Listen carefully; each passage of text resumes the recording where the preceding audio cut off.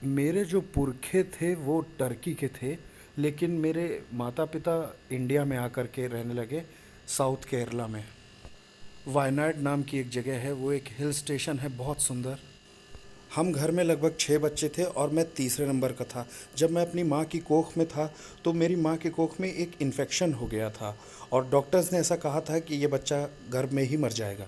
और डॉक्टर इस बात पर जोर दे रहा था कि इस बच्चे को मार दो। लेकिन वो अल्लाह की एक बंदी थी और खुदा को मानती थी, इसलिए वो किसी की भी राय नहीं मान सकती थी। उसने अल्लाह से ये कहकर दुआ कि अल्लाह, ज़िंदगी तेरी होती है और ज़िंदगी तू ही दे सकता है। अगर तू इस बच्चे को ज़िंदगी देगा तो मैं इस बच्चे को तुझे सौंप दूंगी। ये उसका सरेंडर था, ऑफ़र था। करिश्मा हुआ और मैं पैदा हुआ। सबको लगा कि मैं गर्भ में ही मर जाऊंगा। क्योंकि मैं खुदा को सौंप दिया गया था, इसलिए मेरे माता पिता ने मुझे स्कूल नहीं भेजा। मेरे बचपन बहुत बुरा था।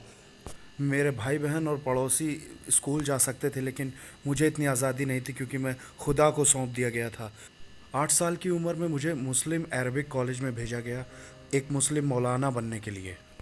मेरी उम्र क्या थी ये अगर आप मुझसे पूछेंगे तो मुझे सब कुछ याद नहीं है, लेकिन मुझे 5 से 8 साल के बीच में कुछ कुछ बातें याद हैं। मेरा बचपन बहुत खुशनुमा नहीं था क्योंकि मेरी मर्ज़ी के बिना उन्होंने, आप जानते, मुझसे नहीं पूछा कि तुम खुदा के लिए तैयार हो कि नहीं। ऐसा नहीं हुआ। उन्होंने खुद ये फैसला किया कि तुम खुदा के हो और दे दिया। अच्छा, हमें एक मुस्लिम मौलाना बनने के लिए आपको फ़िलॉसफ़ी और थियोलॉजी की पढ़ाई करनी होती है। फ़िलॉसफ़ी में आपके पास 5 साल होते हैं लगभग। उन 5 सालों में आप पढ़ रहे होते हैं मेटाफिज़िक्स, एपिस्टेमोलॉजी, लॉजिक वगैरह, और अरबिक लैंग्वेज भी। और अगला आपका थियोलॉजी पीरियड होता है जिसमें आप जिसे मुख्तसर कहते हैं। पहला मुख्तसर है और दूसरा मुतव्वल है। मुतव्वल वाले हिस्से में आप थियोलॉजी पढ़ते हैं जिसमें मॉरल थियोलॉजी, कुरान की थियोलॉजी और शरिया लॉ वगैरह आते हैं। तो अगले 10 साल में, कुछ लोगों को 12 साल भी लगते हैं, लेकिन अगर आप पढ़ाई में और परफॉर्मेंस में अच्छे हैं तो 10 साल में आपकी पढ़ाई ख़त्म हो जाती है। तो मैंने भी 10 साल में पढ़ाई अरबिक कॉलेज में ख़त्म कर ली। वहाँ अरबिक कॉलेज में, जो कि साउथ केरला में था, मैंने अपनी पढ़ाई की। एक बात एक बात बचपन से ही मेरे साथ थी कि जो कानून है वो किसी इंसान पर ज़बरदस्ती उस पर थोपने नहीं है। एक तरह की आज़ादी दी जा सकती है। अगर तुम चाहो तो ही तुम करो। अगर तुम अच्छा करोगे तो अच्छा होगा, अगर तुम बुरा करोगे तो तुम बुरा पाओगे, आप ऐसा कह सकते हो। लेकिन अगर कोई नहीं करता है तो आप उसे ज़मीन पे सज़ा नहीं दे सकते। मिसाल के तौर पे मेरे वालिद मुझसे कहते कि तुम्हें मस्जिद में रहना है, लेकिन अगर मैं मस्जिद में नहीं होता तो वो मुझे मारते। वो मुझसे कहते कि तुम्हें रमज़ान रहना है, और अगर मैं रोज़े नहीं रखता तो वो मुझे खाना नहीं देते थे। आप जानते हैं, जो सज़ा बचपन में दी जाती थी उससे मैं खुश नहीं था। एक मुस्लिम मस्जिद में मैं एक इमाम के तौर पर काम कर रहा था, एज अ पैरिश प्रीस्ट मौलाना। तो वहाँ प्रीच करते वक्त मैंने बोला कि यीशु मसीह खुदा नहीं है। मेरे लिए खुदा सिर्फ अल्लाह था। अल्लाह की कभी शादी नहीं हुई तो कोई अल्लाह का बेटा नहीं। तो मैंने ये प्रीच किया कि यीशु खुदा नहीं है। तो किसी ने पूछा, फिर यीशु कौन है? भीड़ में से किसी ने, शायद कोई मुस्लिम, लेकिन उसने पूछा यीशु कौन है? मैं प्रीच कर रहा था वो खुदा नहीं है, लेकिन क्वेश्चन था वो कौन है। तो ये जानने के लिए मैंने एक बार फिर से पूरी कुरान पढ़ी, 114 चैप्टर, 6666 कुरान की आयतें। और जब मैंने उन्हें पढ़ा तो प्रॉफिट मोहम्मद का नाम मैंने कुरान में सिर्फ 4 जगह पाया, लेकिन यीशु मसीह का नाम 25 जगह। इस बात से मैं थोड़ा सा कंफ्यूज हुआ कि कुरान यीशु को ज़्यादा तवज्जो क्यों देती है। और दूसरी बात, मुझे कुरान में किसी औरत का नाम दिखाई नहीं दिया, ना प्रॉफिट मोहम्मद की माँ का नाम, ना उनकी वाइफ का, ना उनकी बच्चियों का नाम। कुरान में सिर्फ एक औरत का नाम है, वो है मरियम, यीशु की माँ। और किसी औरत का नाम ही नहीं है। पाक कुरान चैप्टर 3 में चैप्टर का नाम है मरियम का ख़ानदान, और पाक कुरान चैप्टर 19 में चैप्टर का नाम ही है मरियम। एक पूरा चैप्टर ही है मरियम। तो मुझे ये जानने की बड़ी इच्छा थी कि कुरान ये सब क्यों कहती है। मरियम के बारे में पाक कुरान चैप्टर 3:34 से आगे कहती है कि मरियम बिना किसी पाप के पैदा हुई और उसने कभी कोई पाप नहीं किया अपनी ज़िंदगी में, और वो हमेशा वर्जिन थी। कुरान चैप्टर 50 आयत 23 कहती है कि वो फिज़िकल बॉडी के साथ जन्नत चली गई, ऐसा कुरान में लिखा हुआ है। और फिर यीशु के बारे में चैप्टर 3 45 से 55 आयतों में वहाँ 10 पॉइंट्स हैं जो यीशु के बारे में कुरान कहती है। पहली चीज़ जो कुरान कहती है कलिमतुल्लाह, जिसका अरबी में मतलब है खुदा का कलाम, और दूसरी रूह अल्लाह यानी खुदा की रूह, और तीसरा है ईसल मसीह यानी जीसस क्राइस्ट। तो कुरान ने यीशु को नाम क्या दिए हैं? खुदा का कलाम, खुदा की रूह और ईसा मसीह। और कुरान कहती है कि यीशु बोले जब वो बहुत छोटे थे, यानी कि सिर्फ 2 दिन के, अपने पैदा होने के सिर्फ 2 दिन में ही वो बोलना शुरू हो गए। कुरान कहती है यीशु ने एक जिंदा चिड़िया बना दी मिट्टी से। उसने मिट्टी ली, चिड़िया बनाई और उसमें फूका और वो जिंदा चिड़िया बन गई। तो मैंने सोचा ये ज़िंदगी देने की कुव्वत रखता है, उसने मिट्टी में जान डाल दी, मिट्टी में। और आगे कुरान कहती है कि उसने जन्म के अंधे को ठीक किया, उसने कोढ़ी को ठीक किया, और ऐसी बहुत सी बातें। और आगे कुरान कहती जाती है कि उन्होंने मुर्दों को ज़िंदा किया, वो जन्नत चले गए, वो आज भी ज़िंदा है और दोबारा आएंगे। और जब मैंने ये बातें कुरान में देखी तो मैंने सोचा कि देखूं कुरान मोहम्मद के बारे में क्या कहती है। आप जानते कुरान के हिसाब से मोहम्मद ना तो खुदा का कलाम है, ना खुदा की रूह है, ना 2 दिन का होने पर बोले, और ना कोई मिट्टी से चिड़िया बनाई, ना किसी बीमार को ठीक किया, ना किसी मुर्दे को ज़िंदा किया। वो उनकी खुद भी मौत हुई थी और कुरान के हिसाब से वो ज़िंदा नहीं है और ना दोबारा आने वाले हैं। तो बहुत फ़र्क है इन दोनों नबियों के बीच में। मैं यीशु को खुदा नहीं बुलाता था, आप जानते हैं, मैं सोचता था कि वो एक प्रॉफिट है और वो मोहम्मद से बड़े प्रॉफिट हैं।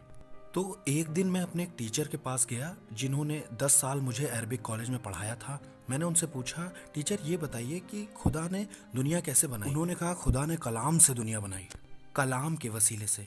तो मेरा सवाल था कि कलाम क्रिएटर है या क्रिएशन है?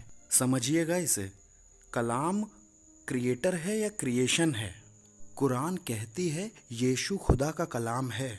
अगर मेरे टीचर कहते हैं खुदा का कलाम क्रिएटर है तो इसका मतलब यीशु क्रिएटर हैं, तब तो मुस्लिम्स को क्रिश्चियन हो जाना चाहिए। मान लीजिए अगर वो कहते हैं कि खुदा का कलाम क्रिएशन है तो वो फंस जाएंगे। जानते क्यों? क्योंकि उन्होंने कहा कि कलाम से सारी चीज़ें बनी हैं। अगर वो कहते हैं कि कलाम क्रिएशन है तो खुदा ने दुनिया कैसे बनाई? अब ना तो वो ये कह सकते हैं कि कलाम क्रिएटर है, ना कलाम क्रिएशन है। वो बहुत नाराज़ हुए, उन्होंने मुझे धक्का दिया अपने कमरे से और कहा ना क्रिएटर है ना क्रिएशन है कलाम, जाओ भागो, निकलो यहाँ से। वो कहना चाहते हैं कि कलाम क्रिएशन है, वो इस बात को साबित करना चाहते हैं कलाम ना तो क्रिएटर है ना क्रिएशन है, लेकिन खुदा भी नहीं है।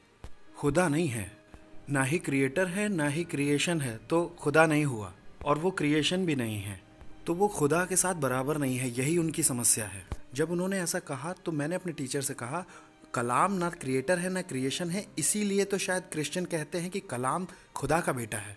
तो उन्होंने मुझसे कहा अगर खुदा के बेटा है तो तुम मुझे खुदा की बीवी भी दिखाओ, क्योंकि बिना बीवी के बेटे होने का कोई मतलब ही नहीं बनता। तो मैंने कुरान से एक हिस्सा उन्हें दिखाया कि खुदा बिन आंखों के देख सकता है, खुदा बिन ज़बान के बोल सकता है, खुदा बिन कानों के सुन सकता है। ऐसा कुरान में लिखा है। अगर ऐसा है तो खुदा को बिन बीवी के बच्चा हो सकता है? तो वहाँ हमारी बड़ी बहस हुई। जानते हैं सबसे आखिर में मैंने क्या किया? मैंने कुरान ली, अपने सीने से लगाई, कहा अल्लाह तू ही बता कि मुझे क्या करना चाहिए। तेरी कुरान कहती है कि यीशु अभी भी जिंदा है और मोहम्मद मर चुके हैं, तू ही बता मैं किसको मानूं। और मेरी दुआ के बाद मैंने कुरान खोली। मैंने किसी से नहीं पूछा, मैंने सिर्फ अपने अल्लाह से पूछा। मैंने कुरान खोली, मैंने देखा चैप्टर 10 94 आयत। जानते वहाँ क्या लिखा है? فإن كنتم في شك مما أنزلنا إليك فاسأل الذين يقرؤون الكتاب من قبلك لقد جاءك الحق। अगर तुम्हें इस कुरान पर किसी तरह का शक होता है जो मैंने तुम्हें दी है तो जाओ बाइबल पढ़ो, या उनसे पूछो जिन्होंने बाइबल पढ़ी है, क्योंकि सच वहाँ पहले ही बता दिया गया है। मैं तब तक 19 का भी पूरा नहीं हुआ था। मैंने अपनी पढ़ाई तो पूरी कर ली थी और मैं अरबिक कॉलेज, माफ़ कीजिएगा, मैंने मस्जिद में काम कर रहा था, तो मैं 19 से कम का ही था। और जब मैं इस बीच में अपनी बाइबल स्टडी कर रहा था, वहाँ बहुत से ऐसे पॉइंट्स थे जिन्होंने मुझे बहुत छुआ। पहले ही दिन फादर ने पहली ही आयत यूहन्ना की इंजील से पढ़ी। इब्तिदा में कलाम था, कलाम खुदा के साथ था और कलाम खुदा था और कलाम गोश्त बना। तो मेरी कुरान कहती है कि यीशु खुदा का कलाम है और बाइबल भी कहती है कि यीशु खुदा का कलाम है। तो मैंने पाया कि दोनों ही लगभग एक जैसी ही हैं। तो मैं ये जान के बड़ा खुश हुआ कि मुझे कुरान भी चाहिए, मुझे बाइबल भी चाहिए, मुझे दोनों चाहिए। तो आप जानते हैं एक दिन मैं मसीही बनता, एक दिन मैं मुस्लिम बनता, एक दिन मसीही एक दिन, तो मुझे दोनों चाहिए। और जब मैं ऐसा सोच रहा था तो मैंने एक और कलाम सुना। यूहन्ना के पहले चैप्टर की 12वीं आयत सबसे प्यारी आयत मेरे लिए। बाइबल में ऐसा लिखा है, अगर कोई यीशु को कबूल करेगा तो यीशु उसे ताकत देगा खुदा के बेटे बेटियां बनने की। आप जानते हैं कुरान की सारी आयतें ये कहती हैं कि हम इंसान खुदा के गुलाम हैं। अल्लाह मालिक है और मालिक गुलाम से प्यार नहीं कर सकता और गुलाम मालिक से प्यार नहीं कर सकता।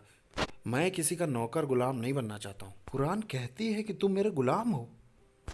लेकिन जब मैंने यूहन्ना 1:12 सुना जो कहता है कि अगर तुम यीशु पर ईमान लाते हो तो यीशु तुम्हें खुदा के बेटे बेटियां बना देगा, तो मैंने तुरंत कहा कि मुझे यीशु चाहिए, क्योंकि मैं खुदा का बच्चा बनना चाहता था। और वहाँ से मैंने खुदा को डैडी कहना शुरू किया। उससे पहले मैं जानता ही नहीं था कि मैं खुदा को डैडी बुला सकता हूँ। आप जानते हैं यीशु ने दुआ सिखाई, वो अरमिक में कहती है Bundos Mayo. एक तरह से हमारे बाप, अबून उसने कहा। अरबी ज़ुबान में अबून का मतलब होता है हमारे बाप। अगर आप मुझसे पूछें तो मैं अपनी खुशी जाहिर नहीं कर पाऊंगा जब मैं अपने खुदा को बाप बुलाता हूँ। जब भी कभी मैं खुदा को बाप बुला, और जब कभी मैं सोचता हूँ कि इस कायनात को बनाने वाला मेरा बाप है, मुझे इस तरह की खुशी होती कि मैं उसे बता नहीं सकता।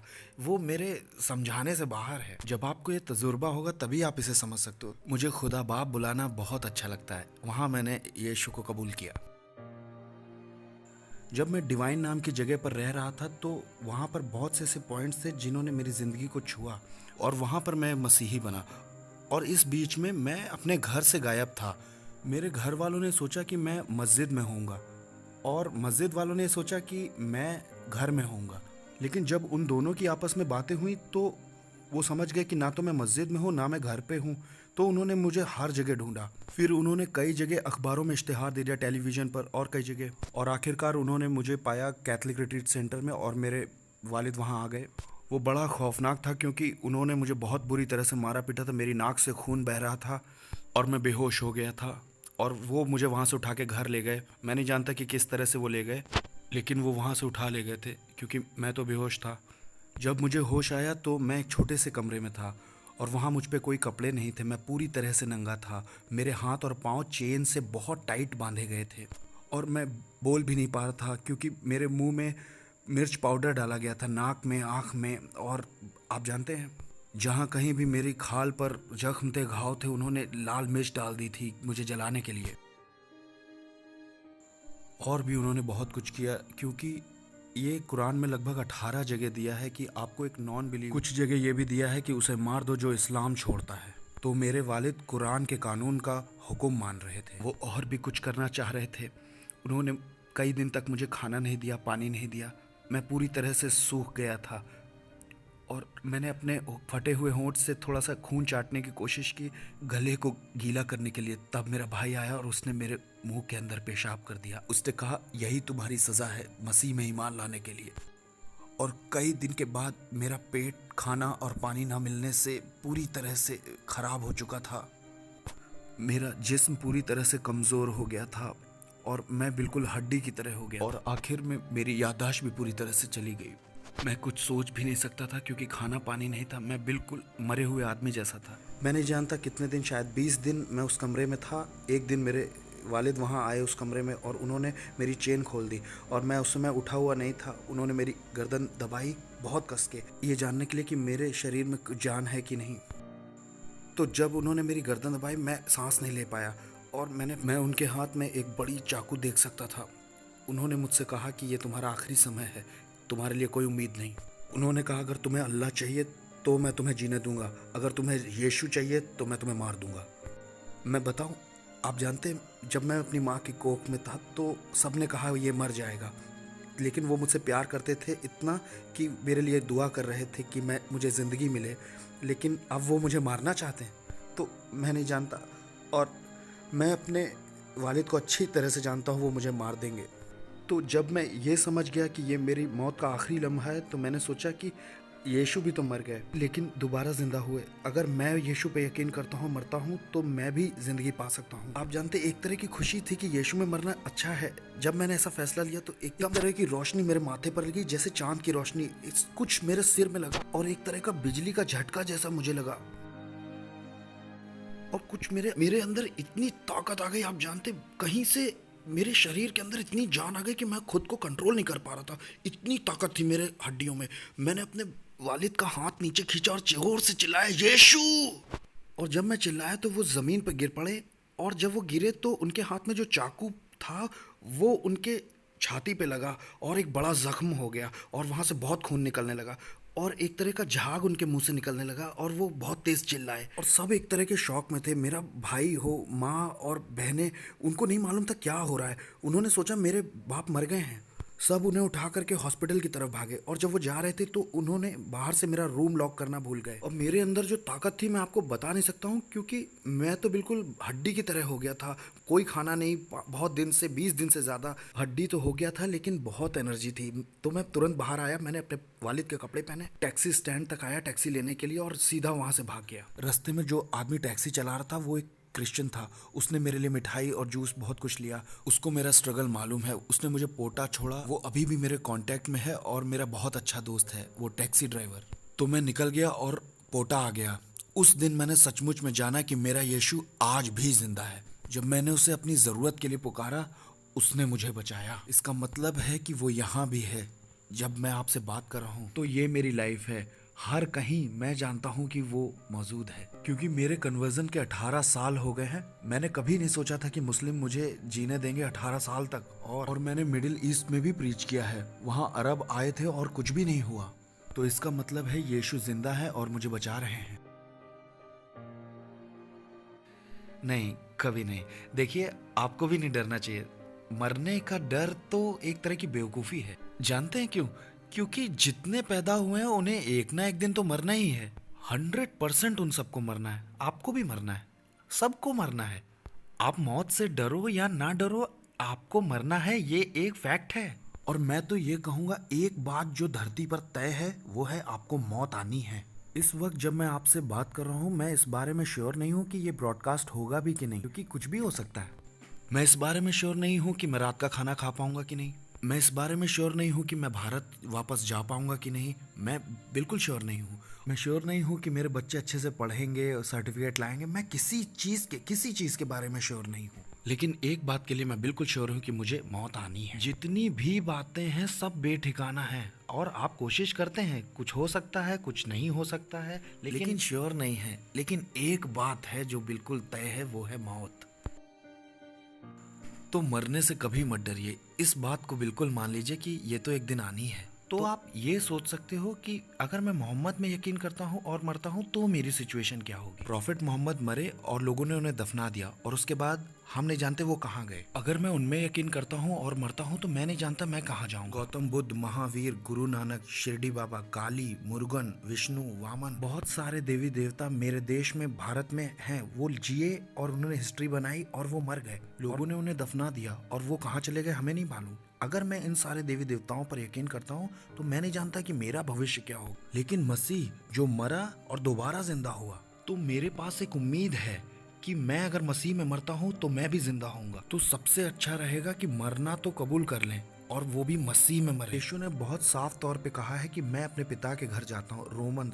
माफ कीजिएगा, यूहन्ना 14:3 में, मैं अपने पिता के घर जाता हूँ, वहाँ बहुत से मकान हैं और मैं तुम्हारे लिए जगह तैयार करता हूँ ताकि आकर तुमको ले जाऊँ। तो मैं तो बड़ा खुश हूँ कि मेरा यीशु वहाँ मेरे लिए बहुत बड़ा बंगला तैयार कर रहा है, क्योंकि अगर उसका काम एक बार खत्म हो गया तो वो मुझे आके ले जाएगा। और मुझे लगता है कि वो बहुत बड़ा बंगला है, क्योंकि 18 साल से मुस्लिम मुझे मारने की कोशिश कर रहे हैं, लेकिन मार नहीं पाए।